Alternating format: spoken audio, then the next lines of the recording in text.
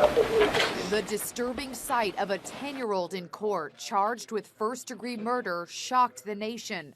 Her parents tried to comfort their weeping child. The grieving dad says he sat in that courtroom hoping she would see him and understand what she had done. The girl is said to suffer from severe emotional problems. She was living with foster parents who run a daycare center outside Eau Claire, Wisconsin, where baby Jackson was enrolled.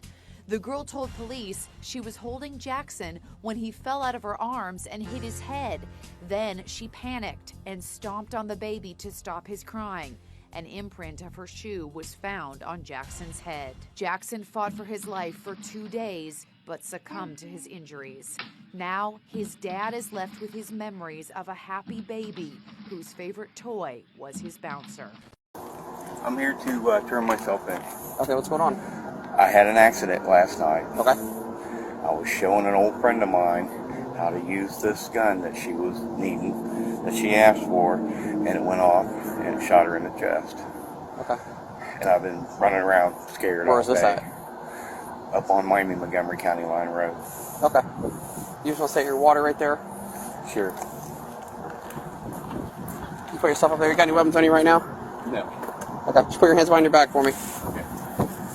I'm just going to detain you right now based off what you're telling me. Right. I understand. If you want to talk to me, I'll still talk to you. Okay? Right. Does this person need assistance or help, or? Do you have 2 sets of cuffs? I can put 2 sets on you in a second, okay? Does this person need help right now, or are they deceased, or what? They're deceased. Does anybody else know about this? No. This is Cynthia Vigil. She was kidnapped and held captive for 3 days in 1999 by the Toy Box Killer. The Toy Box Killer kidnapped and tortured her as well as 60 other women that we know about. However, Cynthia is one out of just 3 survivors, and she is the last known victim of the Toy Box Killer. She was held with no food, no water, and was assaulted many, many times every day. The horrors he inflicted on her are unimaginable, and every single photo that I tried to find of his toy box, I couldn't show on TikTok because of some of the instruments he would use. Cynthia only escaped because the Toy Box Killer's wife was distracted on the phone. When she came back in the room, Cynthia hit her in the head with a lamp. Cynthia was able to run out of the trailer wearing only a dog collar and chains and alerted the police. David Parker Ray, the Toy Box Killer, as well as his wife Cindy Hendy, were both arrested and sentenced. Have you heard of the Lady in the Lake trial? It's one of the most divisive cases I've ever come across. Gordon Park, a retired primary school teacher, arrested in August 1997 for murdering his wife Carol in July 1976. Originally, he was cleared of the charges, but in January 2004, he was re-arrested after new evidence came to light. By January 2005, he was sentenced to life in prison with a minimum term of 15 years. But here's the thing. Some people think that Gordon was given an unfair trial.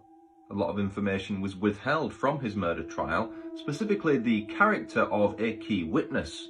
An appeal of his conviction initially failed, and in 2010, Gordon took his own life. A posthumous appeal then took place, started in 2014, but by May 2020, it was rejected by the Court of Appeal. What do you think? Did Gordon Park murder his ex-wife, Carol?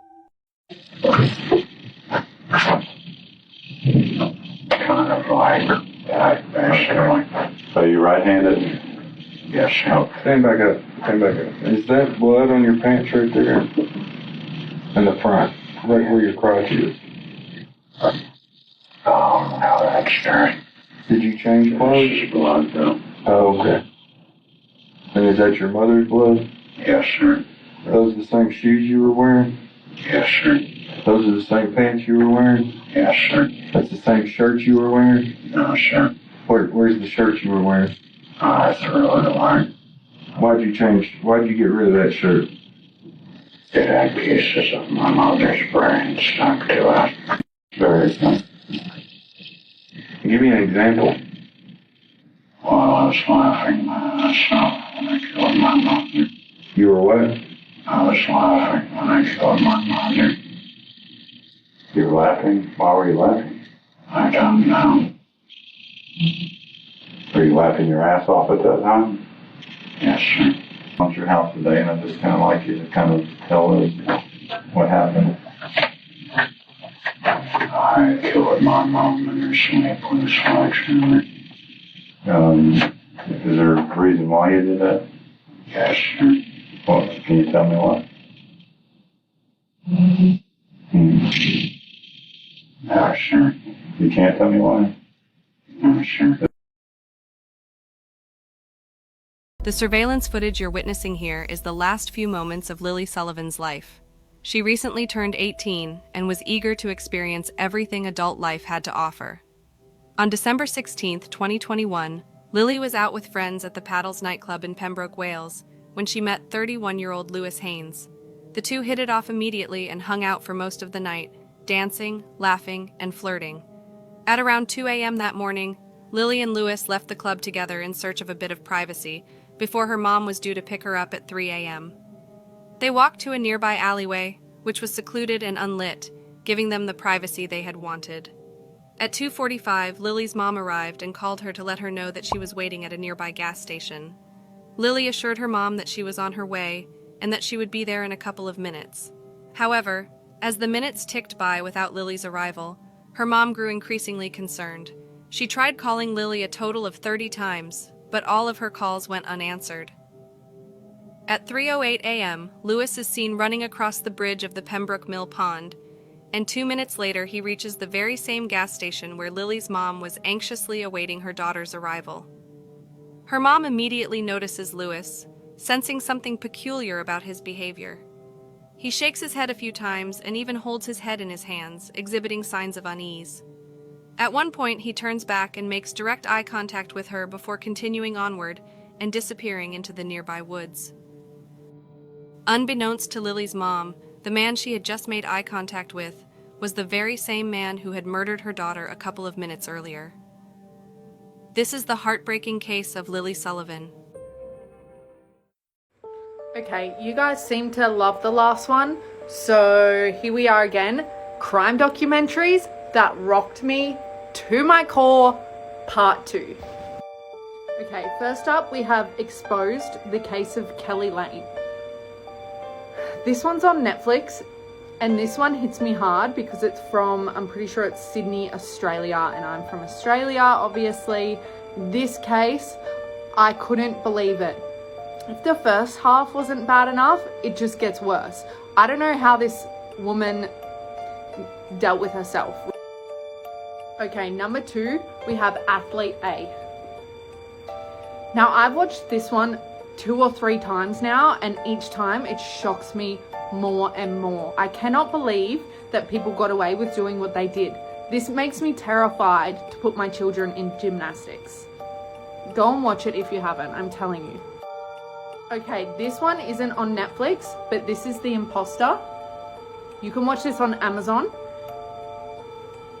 I was terrified when I watched this, and the whole way through I'm just thinking, what is happening? How is this happening? I know for a fact if I didn't see my children for a very long time, I would still know exactly what they look like.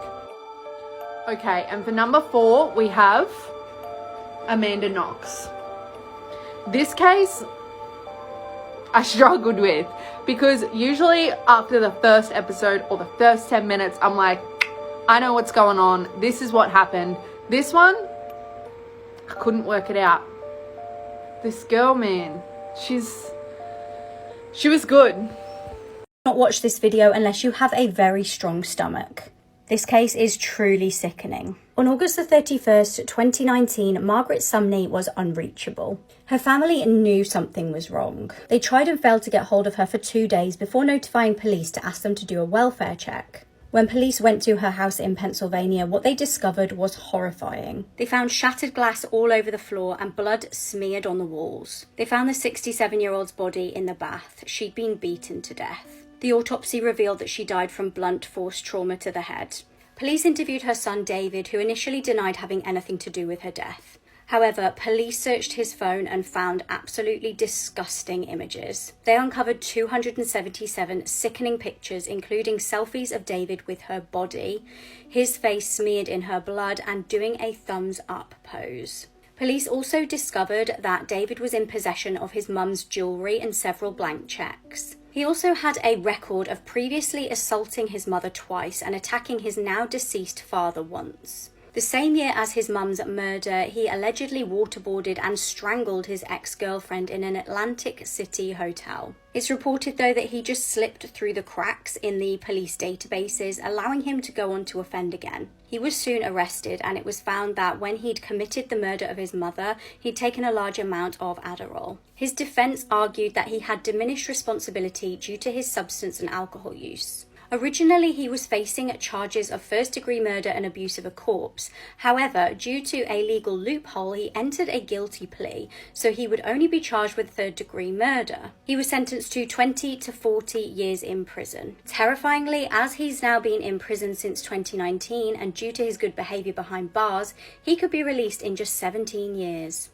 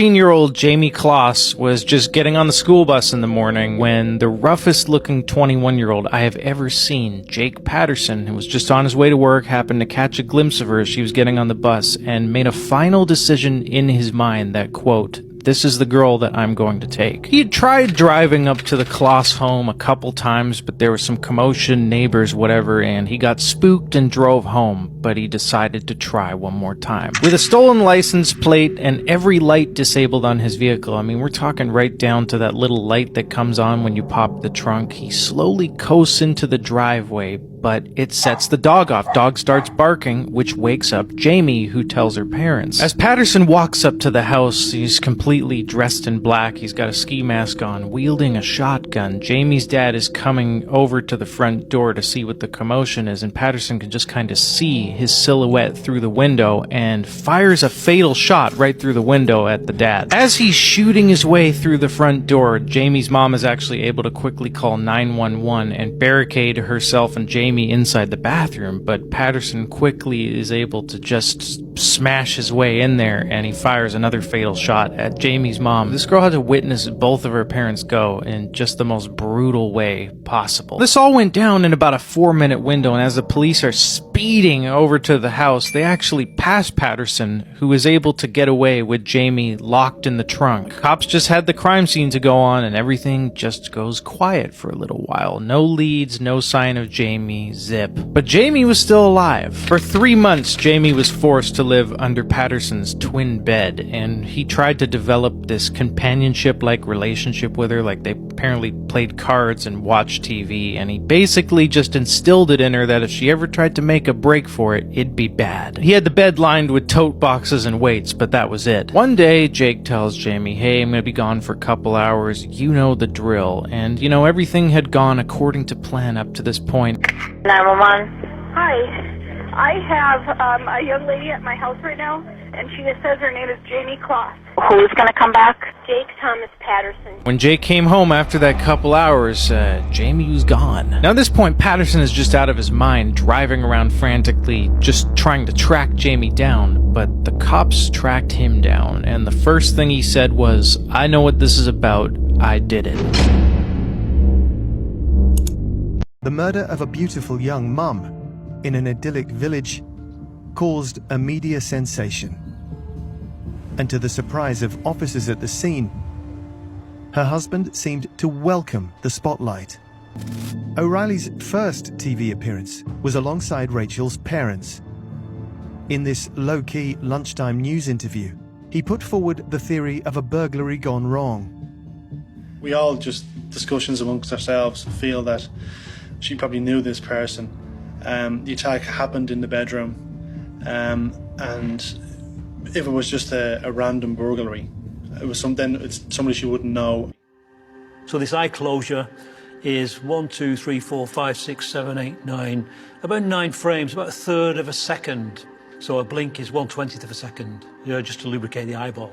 When we close our eyes, we're distancing ourselves from the statement. So when we see an eye closure, what's often happening in parallel is a statement that the person doesn't want to be associated with. If it was just a random burglary, it's somebody she wouldn't know, and after a few blows to the head, probably would have recognised. But why kill her? He's reliving the moment. If we look at his hands, I can't find any other explanation for this gesture of smashing something into the floor. And you can almost see the growl on his face while he's doing it, of him reliving a moment where he was actually in the bedroom, he saw it happen, and he was doing the hitting. So we've got all these indicators clustering within about 5 seconds that make him prime suspect number 1. There was some bruising on her arm, so I feel that she would have put up some kind of a fight. If there's bruising on her arm, that would signal to me that she was blocking whatever was hitting her head. So the words he's using are blows, blocking, hitting, put up a fight. That's extremely graphic detail for a grieving husband to be using at this point. And notice he's saying the blows that I saw. The majority of the blows that I saw were to the back of the head and around the back of the ear. Why is he talking about blows? And blows are things, they're actions. And why is he talking about seeing them instead of talking about injuries that he saw on Rachel after she's been attacked? Is it a verbal slip that puts him at the scene? The killer accidentally admitted to his crimes by accident when he forgot he was wearing a microphone while taking part in a documentary. This is how a true crime documentary exposed a killer. In 1971, Robert Durst met Kathleen McCormack and they got married. At the time of her disappearance in 1982, Kathleen had nearly graduated college. She was last seen by a witness at a dinner party where she appeared to be upset. She got a call from Robert and left. Robert admitted to having argued with Kathleen that night, but he said he put her on a train to New York and then never saw her again. Her friend called police to report her missing. Interestingly, Kathleen had been treated at a medical centre for facial bruises weeks prior to this and told the friend that Robert had done it. Robert had actually been dating someone else for some time prior to this and had been living separately to Kathleen. When her family broke into her cottage to try and find out where she was, they found the place had been trashed and her possessions put in the bin. Kathleen's family always believed that Robert was involved in her disappearance. In 2000, Susan Berman, a friend of Robert's, was found murdered. Now, she'd actually provided Robert with an alibi for Kathleen's disappearance. Now, pay really close attention to this next bit. Days after she was killed, a letter addressed to the Beverly Hills Police Department contained Susan's address and the word cadaver on it. On the envelope, Beverly was misspelled. Robert admitted in 2005 that Susan had called him shortly before her death to say that the police wanted to question her about Kathleen going missing. It's believed that Robert killed Susan to keep her quiet. In 2001, Robert's neighbour's body parts were found floating in Galveston Bay. Robert's elderly neighbour, Morris Black, had been killed and Robert was arrested. He was actually released on bail and fled and was found about a month later in Pennsylvania.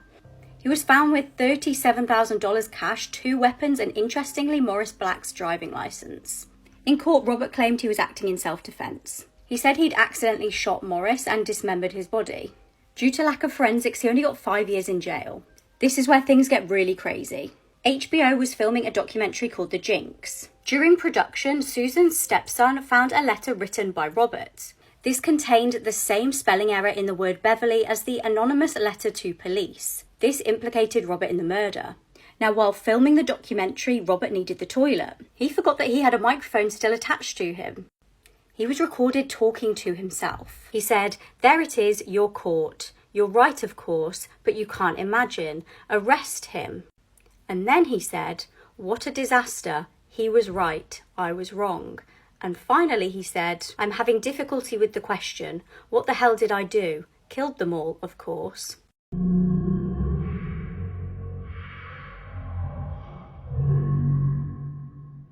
What are my top 5 favorite true crime documentaries? I'm glad you asked. If you don't know me, my name is Kate and I review and recommend documentaries. Give me a follow for more great documentary content. Now, there are so many phenomenal true crime documentaries out there, so I'm just gonna start by sharing with you my top 5 favorite feature-length true crime documentaries. Like for part 2, and I'll share my favorite docu-series. First up is Long Shot. And I think this documentary is best described by what's on its movie poster.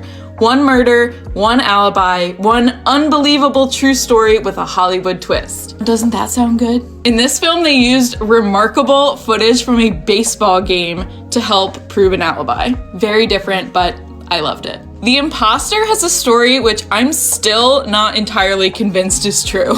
Without spoiling too much, this story is about a guy who tries to, in real life, convince a family that he is their long-lost son.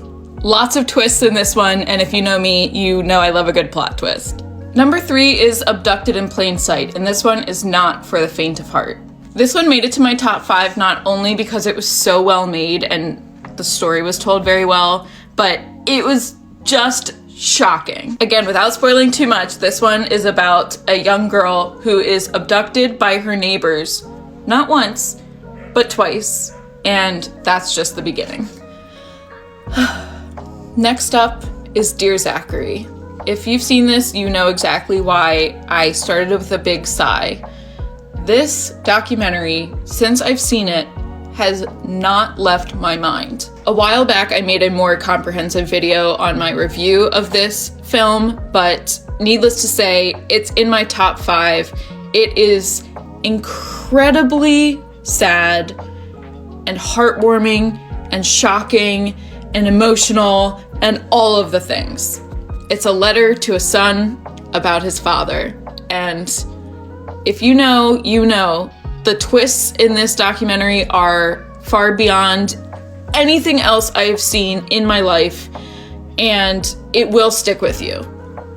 Beyond that, just the way this movie was filmed with such love and care for family members was really unique. And last but certainly not least is The Jinx. And I realized as soon as I put this on here that The Jinx has 3 episodes, so it's not feature length, but we'll let it slide this time. The rise and fall of real estate heir and convicted murderer Robert Durst is told expertly in this film. You must watch until the end for one of the most shocking twists.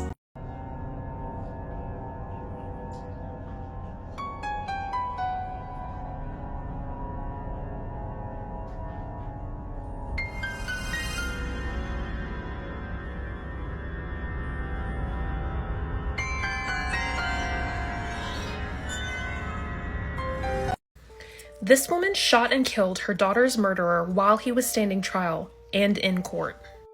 So have you ever heard of Marianne Bachmeier? In the 1970s, Marianne was living with her daughter Anna in Lübeck, Germany. Marianne did have 2 older children, but both of them had been given up for adoption. Anna was described as a happy and sweet child.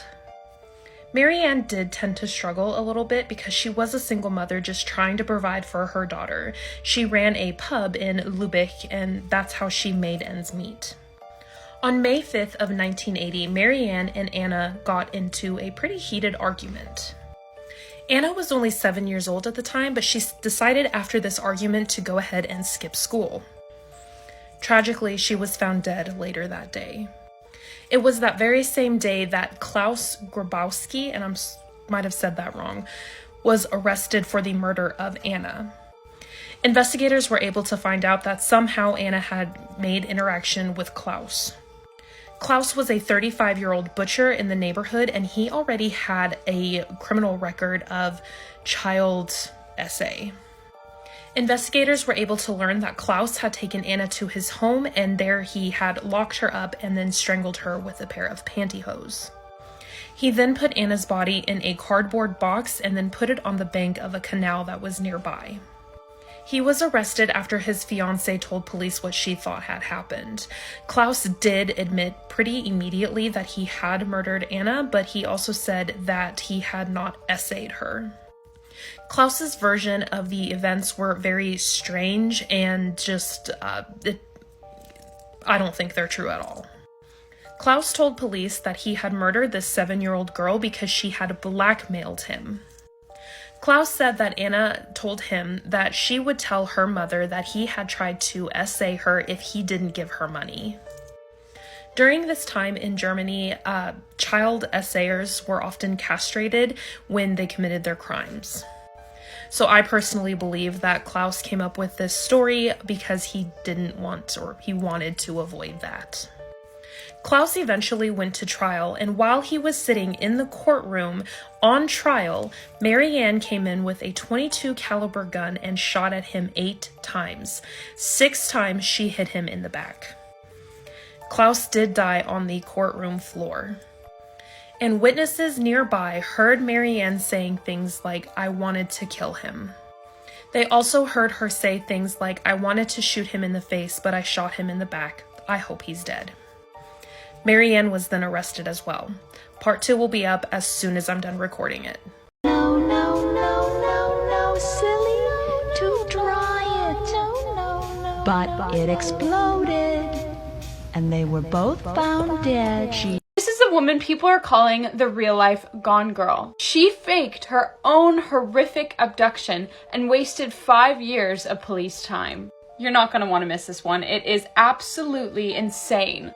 This all begins November 2nd of 2016. Keith Papini returned home from work at around 5 p.m. He was expecting to come home to his 34-year-old wife, Sherry Papini, and his 2 kids, but they weren't home. Keith called the daycare where his kids were staying and asked when Sherry came to pick up the kids. The daycare then told him that she never came, so the kids were okay. He immediately finds this very strange, calls the police, and reports her missing. This was taken very seriously by the police. She seemed to have vanished out of thin air. It wasn't long before the news was reporting on it, and her missing posters were all over California. Because there were no leads, fingers pointed at Keith, the husband. Everyone thought it was Keith. He even took a polygraph test and passed it, but people still thought it was him. That's until 22 days later, when Sherry returned. 150 miles away from where she was last seen, a driver finds her walking on the side of the road in chains. This driver called the police and she was brought in. She was covered in bruises. She had lost weight and her back had been branded. Understandably, police were shocked. When asked what happened, she claimed that 2 Hispanic women abducted her. She claimed that they were going to sell her to a man, and that's why she was branded. Police were taking this very seriously. Sherry explained in detail the abuse that she went through and the room she was in. She also described the women enough for them to create a sketch of people who did not exist, because it was all a lie. Police found it very strange that these abductors just let her go, but this isn't to say that they didn't believe her. They definitely did, and they took it very seriously. They were determined to find out who did this to this poor mother of two. The government helped pay for therapy for her PTSD and anxiety after this event.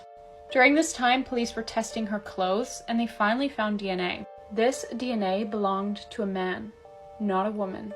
And she apparently encountered no men during this kidnapping. They put it through the police database and nothing came up. That's until 2020 when they decided to put it through a genealogy database, hoping that someone related to the person with this DNA went on like Ancestry or anything like that. With this, they were able to find the exact person with that DNA. And this person was Sherry's ex-boyfriend. This story only gets crazier from here, so come back for part 2. It'll be up the moment I'm done filming.